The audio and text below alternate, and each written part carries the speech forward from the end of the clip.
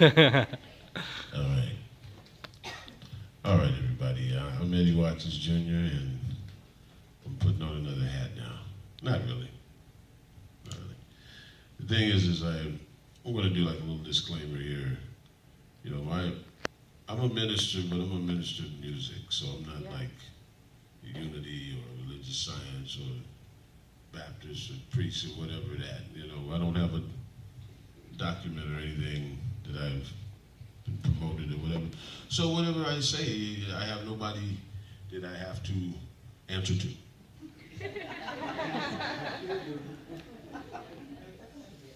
Yeah. Well, a lot of people forget about that one. But anyway, you know, so basically what I'm here to do is just kind of share something with you, some of my experiences as a free person. You know, I took off from Seattle about 4.5 years ago, where I had like a dream job as a musician. I was a choir director, musical director, paid great, you know, health insurance, everything that you could want in a church gig, you know.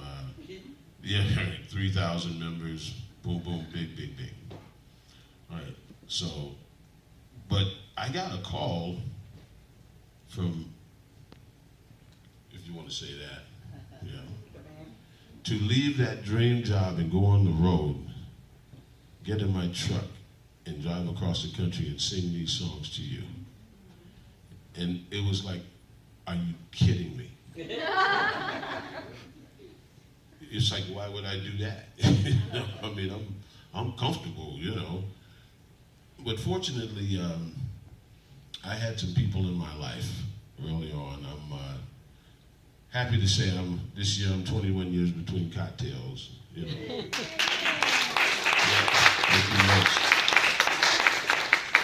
I did not do that by myself, you know.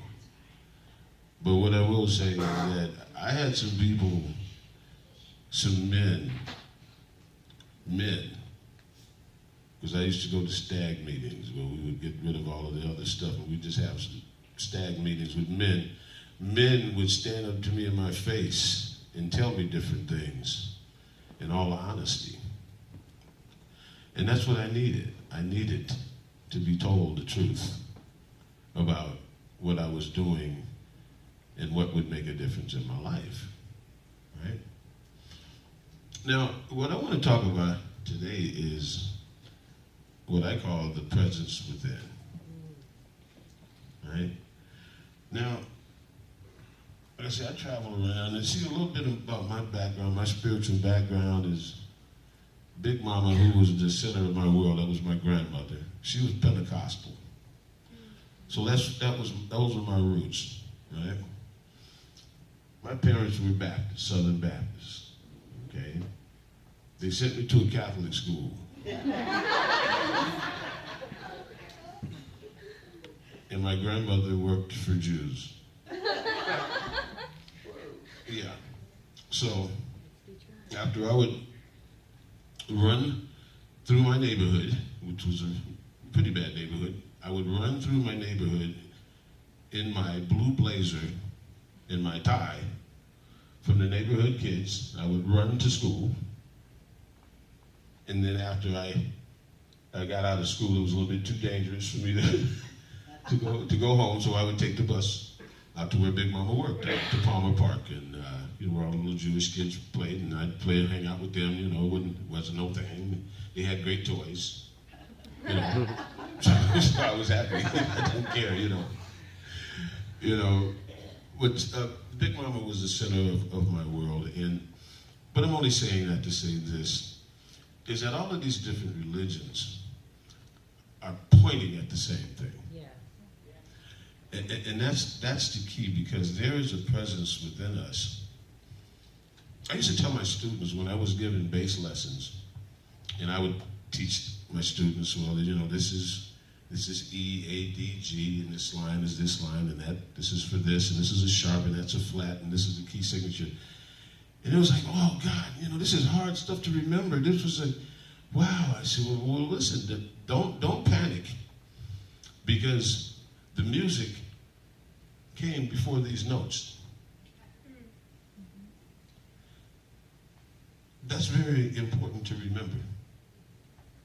That we learned to write it down, but music was always here. There's people that can't read a note big as a barn that are the most incredible musicians that you've ever heard. Yeah. Because they forgot that, oh, well, I can't read. Well, I'm just going to play then. And they just get better and better and better. Because everything grows. Everything grows. I just moved to Ocala, Florida. I've lived in a lot of places. I've never lived in a place where you could grow anything.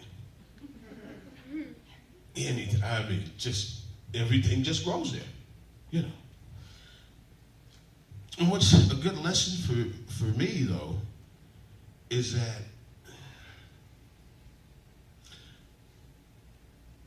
I had a couple of plants. I had a plant that was beautiful plant. I forget the name of it. Oh, it's called a Persian shield. Now, this Persian shield, I thought it was so beautiful. I said, what if I can get this Persian shield plant to cascade? I would go down and just like, because it's so beautiful. So I started trimming this thing, you know, so it would cascade, right? Well, see, the thing about Persian shield don't do cascade. They don't do that. You know, they're going to grow how they grow. And you can want it to cascade, you can tie it down. You tie it down, it's just going to grow back up the way it grows, right? But a cascading plant, you can't make it grow straight up. It's going to go straight up and then do this because I'm a cascade. I don't do straight up. You know? Now, isn't that interesting how everything grows inside of your consciousness? What are you watering? There's a presence within that doesn't really care about religion because God was here before religion. Just like the music was here before the notes. That's what I'm pointing at when I go out and talk to people because I don't want to be a Baptist, I don't want to be a Pentecostal, I don't want to be this or that or the other. I just want to be another human being. And that's what I'm striving to do. And there's a lot of stuff going on, you know, in the world today that is making people upset and angry. You know, but I can tell you as an African American person, there's nothing different. Ain't nothing no different. Y'all just know about it now. Amen. You know, and that's where the blessing is. That's where the blessing is because now, how can you know how to heal something if you don't even know what's wrong? You know? Religion can be a problem sometimes. We need religion because we have culture and we have community and we have those things that bond us together and help us to grow and be more of a light in the world, right? But when we get to the point where our religion grows out of its nature, where it starts to grow in areas where it's not helpful, well, it's not beautiful anymore. You know, just like the religion of Islam. If you were to just take the time to read, this is one of the most beautiful religions, Islam. But you have people who take it and they contaminate it with this other human behaviors type stuff. And then it grows into some other kind of ugly, parasitic, toxic thing that's so different.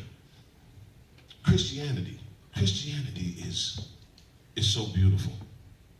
It is so beautiful. But people will take Christianity and turn it into something ugly and nasty where there's killing and there's my God's better than your God type of thing, you know. And that's within here. So that doesn't work. It doesn't work. What we need to do inside of our own religions is we need to go to that central part, which is humanity. Humanity, that's what I sing about. I sing about humanity. If we were to acknowledge that presence, and when I say presence, I'm talking about the gift that you are to the world, because you're the place where God shows up, and everywhere you go, expect a miracle. If we could come from that place with everything that we do, that would change the world, not politics, because that's never going to work. Trust me, it's never going to work. There's just too much bull, right? So it's up to us. It's up to us in the churches. It's up to us to go out and sing these songs and create this vibration. But I wanted to speak to the presence within. I did some research here, and I was amazed at this.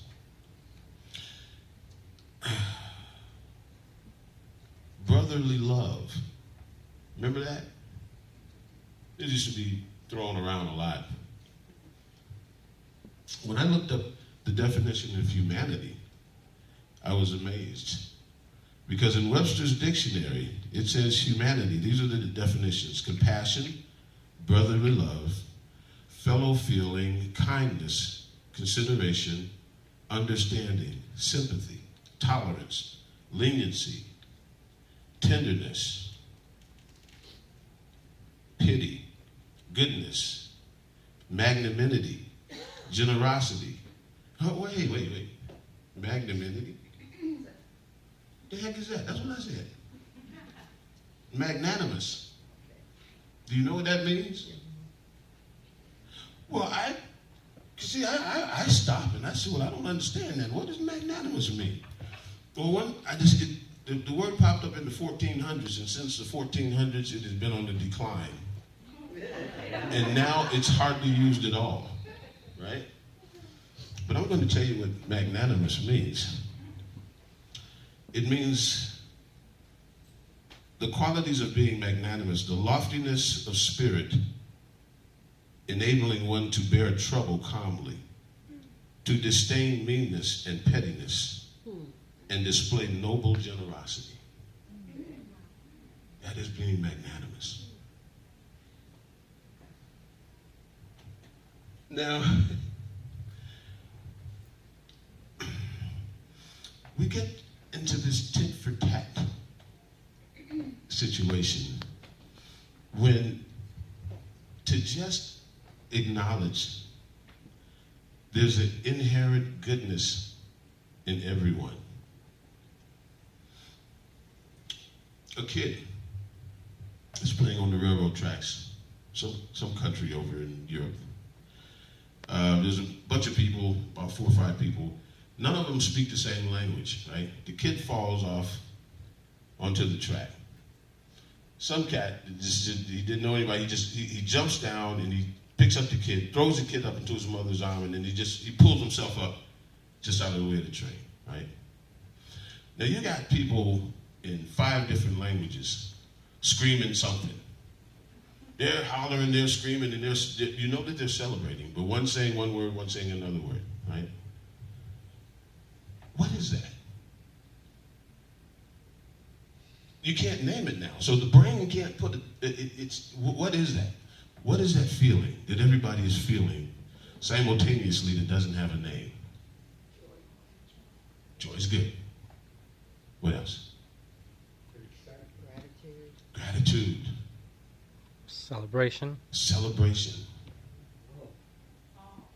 Relief. All of these different emotions, right? But these emotions don't have a religion. These emotions don't even have a language. So what I'm trying to do this morning is to confuse your mind.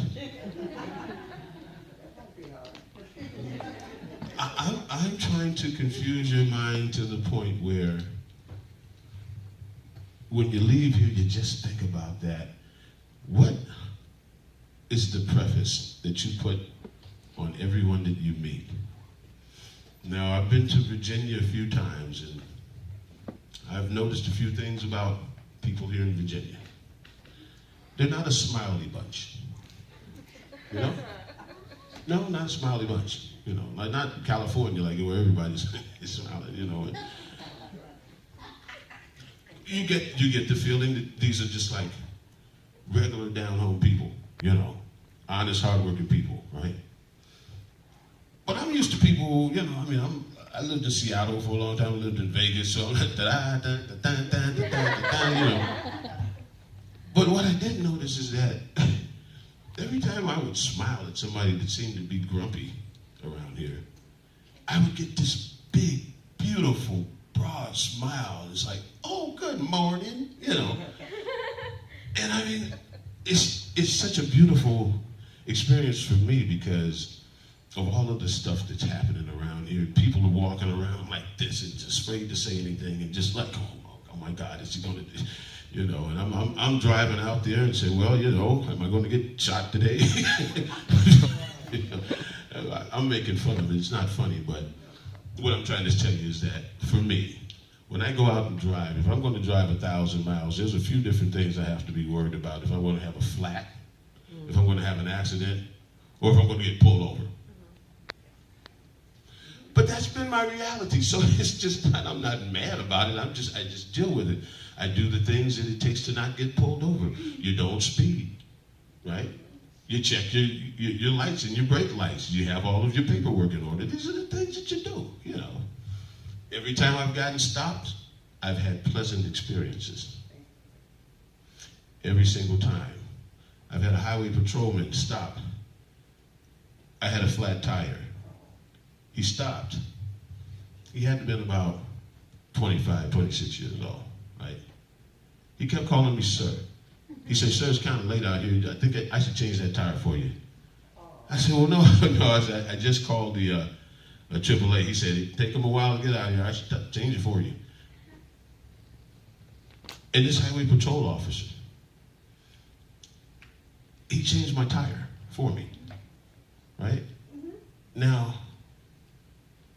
I just want to report that. Now, this is from the news. This is from a guy that's traveling around in his car all the time, from state to state, blue states and red states. And I'm going to leave you with these thoughts. There are more similarities than differences between all of us. Yes. You know, I make a decision to love you. I make a decision to love you. And you can love me back if you want. And if you don't, then that's fine, but I'm clear. Yeah. I'm clear and clean. You know, I don't assume that you're anything other than a child of God like I am. Until you prove to me different. And the other thing, just like you tend to your garden, tend to your vibration.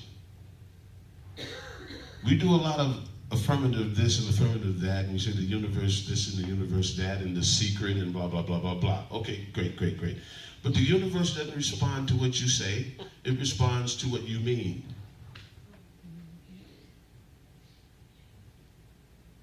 So what do you mean? It's not what you say. When you meet another person, it's not what you're thinking about them, it's what you're feeling about them that they pick up on. And you could think, well, I love this person, I love this person, I love this person, and all along you're just thinking inside of you, oh, I don't want to talk to this person, yuck. What do you think they're going to pick up on? Because there's a presence within that knows, that sees, the all-seeing, the all-knowing presence within. And when you tend to your vibration and lift your vibration, everywhere you go, your presence becomes a present to the world. And that's all I have to say. Thank you.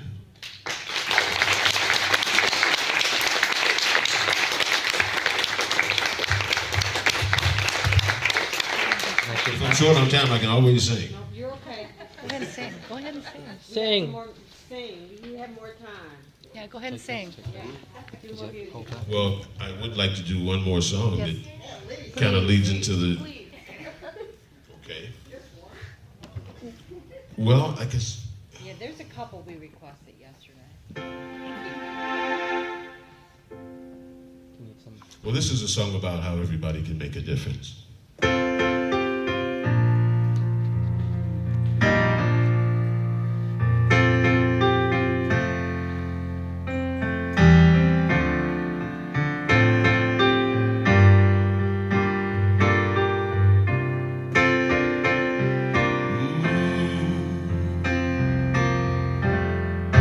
Just before you say something you can't take away, take a breath and let it out. Try to think about what would love do now. Wondering if you should cross that line for good. Whatever you decide, ask yourself from inside, what would love do now?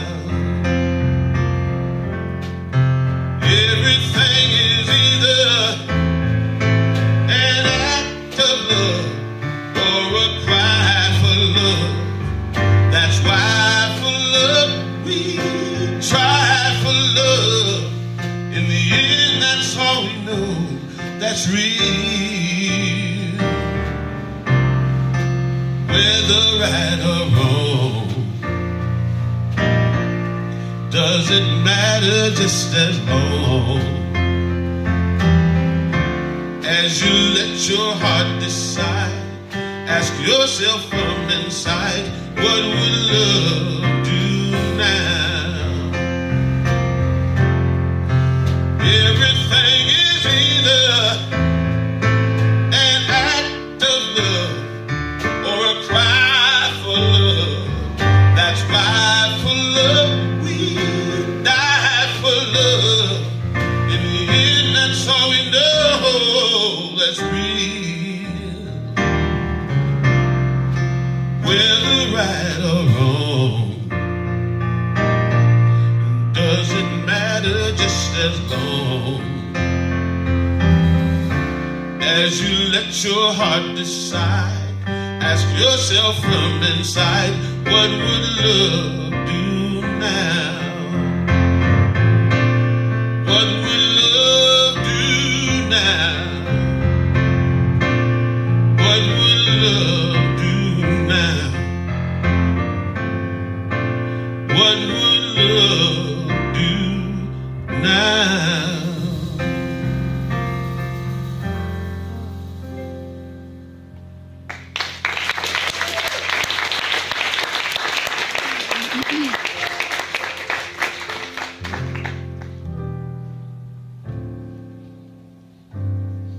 Oh my goodness.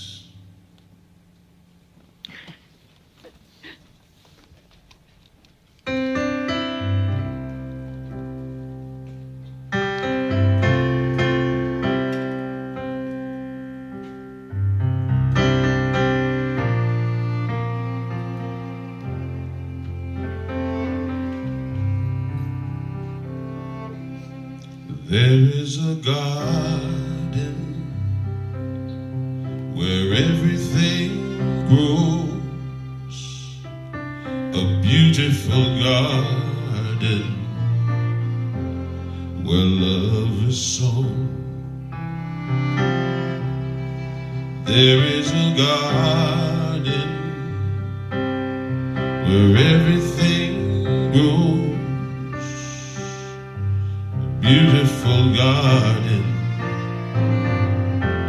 where love is sown. And in this place of light and love, you can have anything that you're dreaming of. There is a garden where everything grows, a beautiful garden. That garden is you. Such a beautiful garden.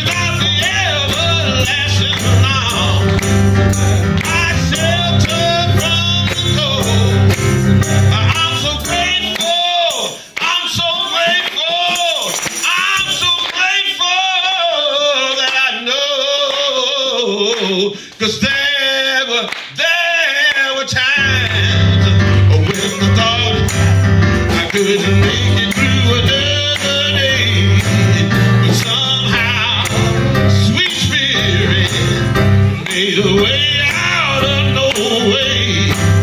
I sought the light, I testified.